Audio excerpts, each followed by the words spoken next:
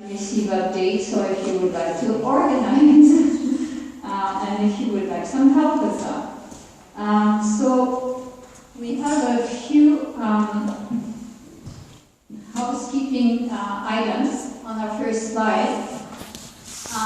So here we're just coming as concerned men and women, taxpayers of Saint-Hubert district. We're definitely not experts, we don't know it all, but we're doing our best. We have common goals, which are to communicate our concerns respectfully, invite others to do the same. We will refrain from any inflammatory discourse, and we respectfully ask that you do the same. We are looking for positive discourse and steps forward. We welcome your constructive feedback, support, and participation. And this is what we plan on doing tonight. I don't know if you can see the slide very well. After this introduction, we'll have a short video. And then we will have a presentation done by Joanne, which talks about the UN connections to municipalities. Then we'll have a second presentation, which is what we have planned to present to our City Council regarding the strong air powers and how it connects with everything else. Then a short video again. Then after that, we could have a discussion, questions, suggestions, and then after that, a conclusion, and some time to mingle after that. So now I will let Joanne do her presentation. Oh yeah, the video first. if it works.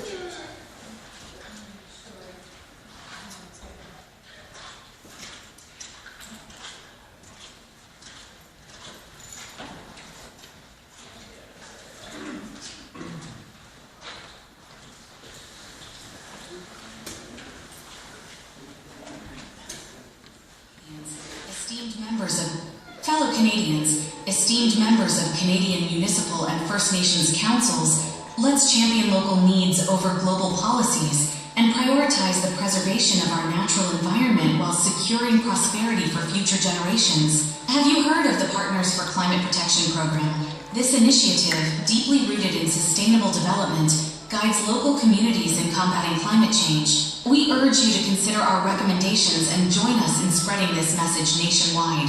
Together, let's pave the way for a sustainable and prosperous future for all. Since the 1992 United Nations Conference on Environment and Development in Rio de Janeiro, Canada has aligned itself with global efforts, guided by organizations such as ICLEI, the International Council on Local and Environmental Initiatives, and emphasizing the role of local strategic action in advancing sustainable development. Sustainable development, as defined in the Brundtland Commission, encompasses the preservation of natural resources for future generations, asserting that individuals cannot control the land. In alignment with this principle, Canada has endorsed the Paris Agreement, committing to limit global temperature increases to below 2 degrees Celsius through the implementation of net zero policies. This commitment is founded in the theory that climate change is predominantly driven by human activities, and that extreme weather events pose a growing threat to our environment, jobs, and economy, as evidenced by data from the Intergovernmental Panel on Climate Change. While recognizing the limitations of climate models, empirical data indicates a decline in fatalities from extreme weather events over the past century. Additionally, natural climate cycles influenced by Earth's orbit and tilt play a significant role in shaping our climate. It's crucial to understand that CO2 is not a pollutant. Rather, it serves as an essential building block for all life on Earth. Additional CO2 in the atmosphere fosters the growth of global plant biomass and enhances crop yields worldwide. Moreover, CO2 constitutes only 0.04% of the Earth's atmosphere, with human activities potentially contributing just 5% of this total. Canada stands as a natural carbon sink, boasting 60% forest cover and representing only 0.5% of the world's population. Despite the energy demands associated with life in a vast, cold country, Canadians contribute a mere 1.6% of man-made emissions. The FCM ICLEI Partners for Climate Protection Program is an initiative aimed at achieving net zero CO2 emissions by 2050, facilitated through ICLEI software. This process entails collecting baseline data, establishing reduction targets, devising action plans, and annually monitoring and reporting progress. While free to participate, it requires council and staff involvement, as well as public funds and assets for implementation. Local governance best balances scientific evidence and economic realities, ensuring policies reflect community needs. However, it's important to acknowledge that UN directive programs may prioritize global policies over grassroots perspectives. Without careful crafting, sustainable development policies could potentially encroach upon the Canadian way of life. This includes impacting aspects such as private car ownership, individual travel choices, property ownership, single-family homes, and the growth of small towns and privately owned farms. We urge Canadian municipal and First Nations councils to seriously consider these concerns.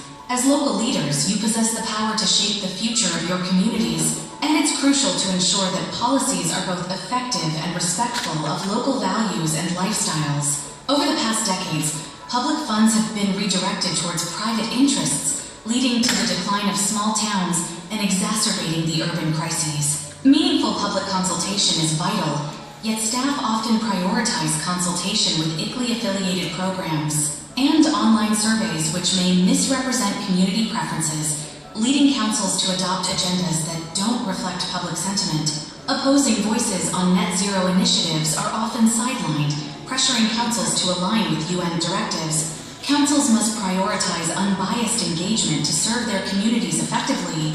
Participation in programs like the FCM ICLEI Partners for Climate Protection is voluntary, providing councils the freedom to withdraw. As local governing bodies, councils have a duty to represent public interests, safeguard land and water, and resist undue influence. We trust our councils to make informed decisions and recommend they carefully reconsider participation in FCM ICLEI programs. By exercising their power of choice, councils can ensure decisions align with local needs and values, shaping a brighter future for our communities. For more information, check out ICLEI on Substack.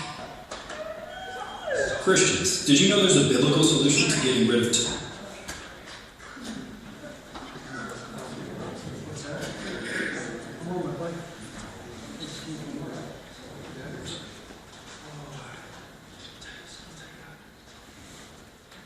Good evening, everyone. Thank you for coming out on this rainy night.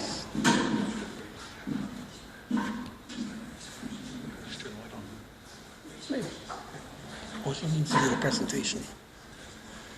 I got the slideshow set. We have a lot of information that we're going to share tonight, and we have been working on it all winter. So I hope you can bear with us and take some of it in. If you haven't heard of any of this before, it's going to be a lot for you to take in tonight. Tonight, the topic that we're going to be talking about is global connections to our municipal government. Do we have a global government or a local one? We want to point out a very important fact. We are here with the full understanding that City Council may not have had the time to do the extensive research required to be fully apprised of the circumstances they have been instructed to work under as directed by the Ontario government and the Canadian government. We simply want to share important information regarding City Council's relationship with the Ontario and Canadian governments who fund them. The City of Thunder Bay is a member of the Federation of Canadian Municipalities, FCM. Their focus is to work with local governments of all sizes to tackle national and global challenges. The FCM is one of the main driving forces supporting sustainability plans at the municipal level. They have recently welcomed the new $6 billion Canada Housing Infrastructure Fund, announced by the federal government to meet the needs of Canadian communities. Our concern is the dangerous, unclear correlation between the United Nations Agenda 21 directives and its local implementation. The City of Thunder Bay is already carrying out some of these directives under the following committees and documents. You may have heard about some of these committees. Earth Care Sustainable Plan, Sharing a Sustainable Future 2023 to 2025, Net Zero Strategy, City of Thunder Bay Climate Adaptation Strategy, Digital Strategy Document, Active Transportation Plan, Age-Friendly Committee. The Age-Friendly Committee has been going on for probably 12 or more years. The hiring of a climate action specialist. All this with our money, but did we consent? You may have noted that under the Federation of Canadian Municipalities description, there was the word sustainability. This word is everywhere on the FCM website. And these words on this page, right here, are some of the few examples that you will see on their website. It's all about sustainability. How could something like sustainability sound so good, but be so bad? Vibrant, walkable, bikeable, green. These buzzwords are designed to make us think that we are doing something good for the planet. Some of it is good, for example, protection of biodiversity. But we need to discern the agenda behind it. In 1992, at the Rio de Janeiro Earth Summit, Agenda 21 was born. The United Nations Agenda 21 is a global plan disguised as sustainable development that aims to control all aspects of the world, erasing boundaries and property rights, leading to loss of sovereignty and freedom. It is important to critically ask the question, how does this affect us and generations to follow? Did you know in 1992, Brian Mulroney signed Canada onto the United Nations Agenda 21. And that means it's the agenda for the 21st century. They have a plan, and it's been going on a long, long time. Along with 178 other nations, we entered into an agreement that was promising to bring big money for going green. All countries who signed on to this agreement ceased to be a nation. Under this non-legal, non-binding agreement, Canada effectively became a UN member state, no longer a sovereign country under the rule of law and the supremacy of God. We are being told this is our plan, but it is not. Those who implement these Agenda 21 directives indirectly have become UN enforcers of the Agenda 21. These are a few tenets of Agenda 21. End of national sovereignty, environmental protection, elimination of private property rights, population growth control, birth control and restricted migration, urbanization, restrictions to mobility, propagandize children, and build non-governmental partnerships. How does this affect us? Is this our vision? Do we agree with it? Whose vision is it? We have learned that UN Agenda 21, marketed as sustainable development, is a political ideology masquerading as an environmental and social justice movement. The proposed solutions are not supported by either facts or evidence. In 2015, the additional UN 2030 Agenda for Sustainable Development created 17 Sustainable Development Goals. There they are. These were adopted by participating members of the United Nations. These sheets, we have some available for you to take home and look at if you wish. Now, I'm just going to point out number 3, which is good health and well-being. Bill C-47 is trying to take away natural health products off the shelf. And also, what about the state of our health care system? Has anything improved under these sustainable goals? It's gone the other way. The emphasis on sustainability is based on the assumption that there is a climate emergency. Even the UN itself admits that it is moving forward in spite of a lack of full scientific certainty. You can see this on the municipal primer. I have a municipal primer here. There it is. On page 3, you'll see this. And please also refer to links that we're going to hand out to you later on Rosa Corey. Rosa Corey is very interesting, well worth listening to. And Patrick Moore started Greenpeace. Both are worth looking at. Under this agreement, the following would be considered unsustainable: private land ownership, middle-class lifestyle, single-family homes, private vehicles, meat eating, fossil fuels, and wood heating, farming, freedom of choice. All land, all water, all minerals, all animals, all plants, all means of production, all construction, all energy, all education, all information, and all human beings in the world are targeted under this inventory and control action plan. Let's focus on private property rights. Land use laws are changing. Why? The United Nations Conference on Human Settlements, known as Habitat 1, took place in Vancouver between May 31st and June the 11th, 1976.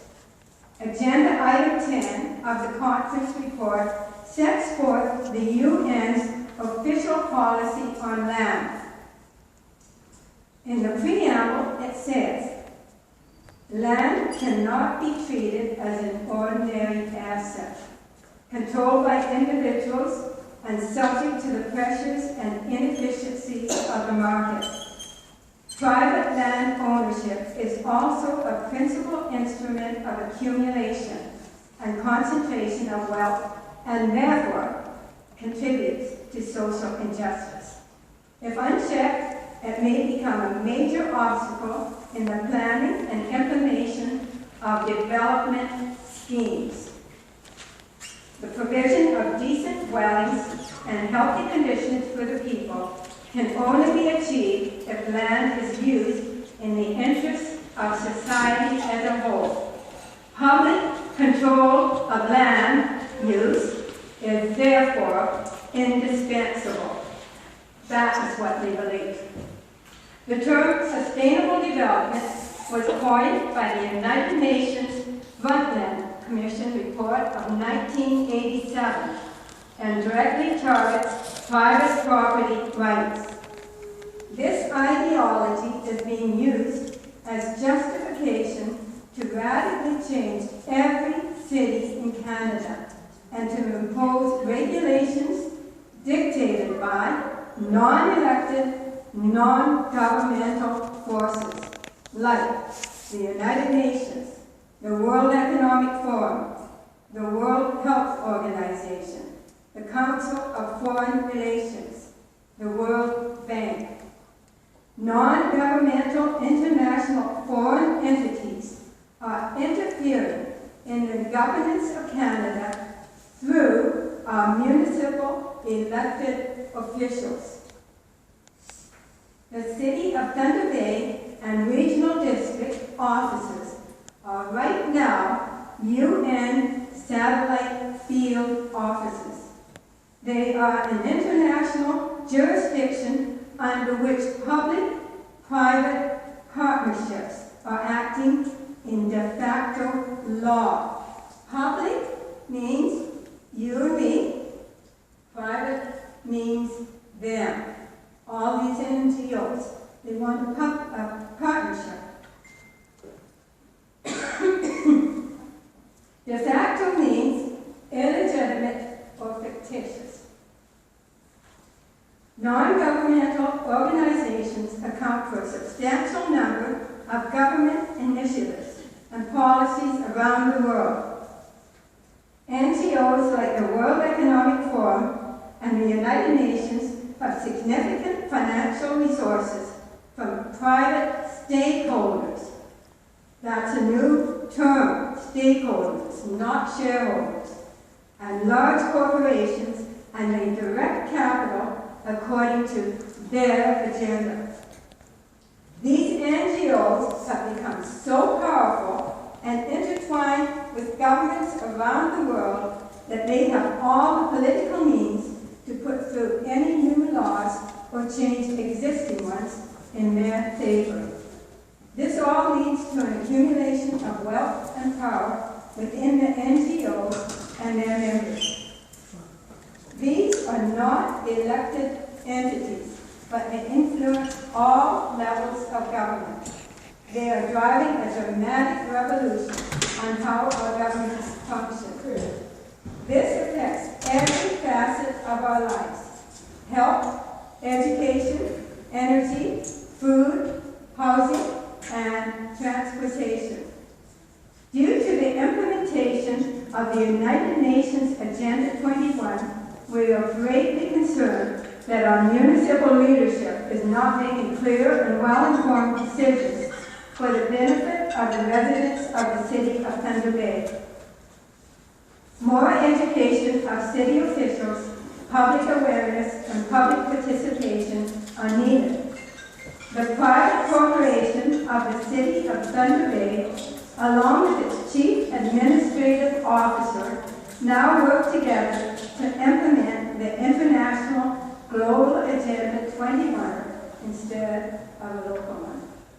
We have a global government here in Thunder Bay, not a local one.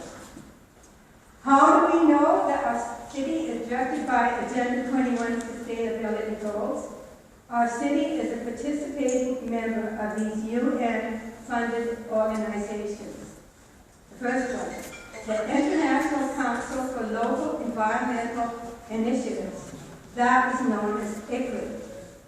The Federation of Canadian Municipalities. And the third one is Partners for Climate Protection Program.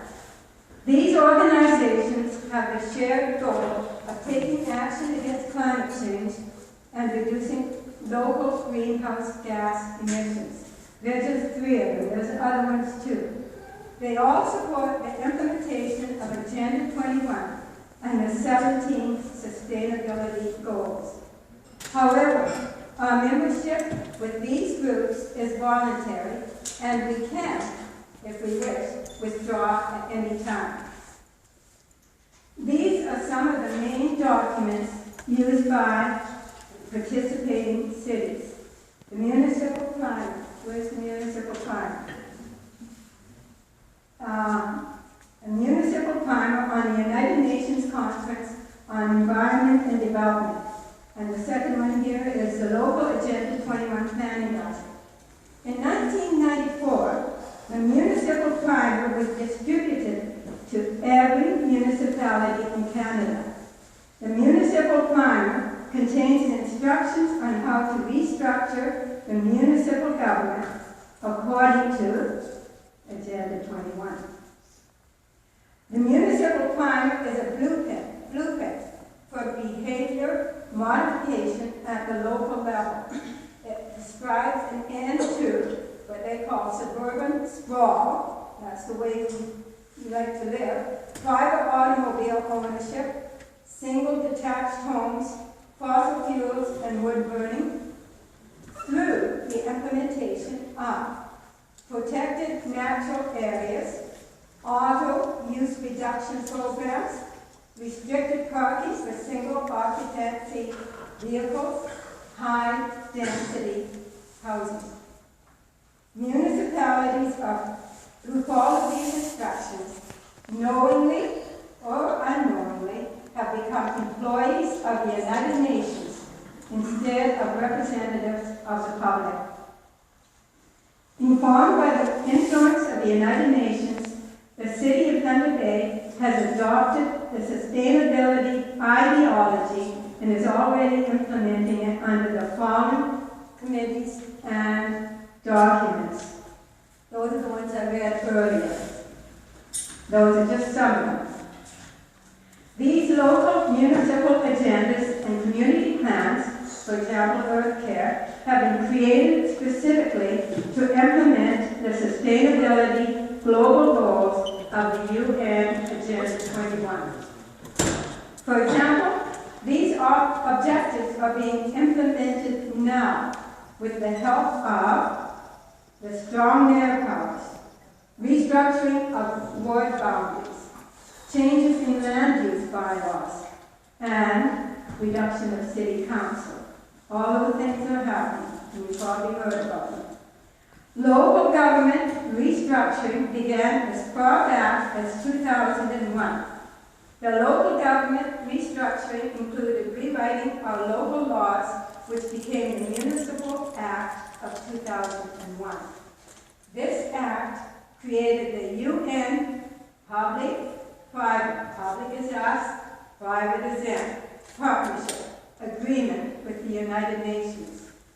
The language change within this act makes our elected representatives de facto mayors and councillors.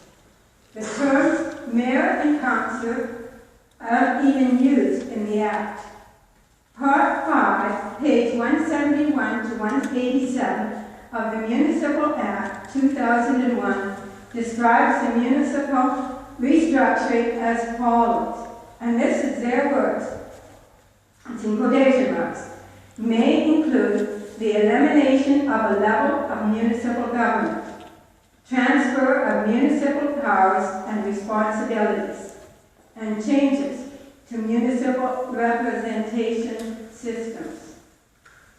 These are deceptive words. For A, mayor and councillors become employees of the municipality only. They act in the private. Mayor agrees to act as CEO for the municipality instead of invoking public office. And the mayor agrees to act as head of council for the UN public-private partnership international jurisdiction. What? Did you elect your mayor and councillors to work for the municipality and the United Nations instead of you? Transfer you and your private property into the UN system? Hand your sovereign power to a corporate structure under foreign control? The strong mayor powers and the colossal push for the development of higher density housing are examples of the UN push all over Ontario under the guidance of Doug Ford. Restrictive land use policies are dangerous. It is the ideology that we are against. Global regional neighborhoods are being born. Globalization is the rise of the city-state. It is a process of developing worldwide uniformity, social, political, economic, and environmental controls through climate crisis fear-mongering. Our councillors and mayor were elected by us to act in and for the local public office only. We need to know what is going on behind the scenes to stop these NGOs from interfering in our lives. There are a lot more of us than there are of those making up the NGOs. We cannot depend upon our governments to do it for us. We must educate and support our local councillors so that they will be able to make good decisions for us and future generations, and not decisions that are going to do the bidding of the NGO's agenda. Non-elected, non-governmental forces are directing our government in a very dangerous direction. We believe that it is possible to reclaim our democracy in Thunder Bay, but we all need to know and act against these global forces that are being injected into our lives by NGOs. Our little group of 6 people is part of a national movement which is working to reclaim our sovereignty and freedom. Would you please consider becoming part of this national movement?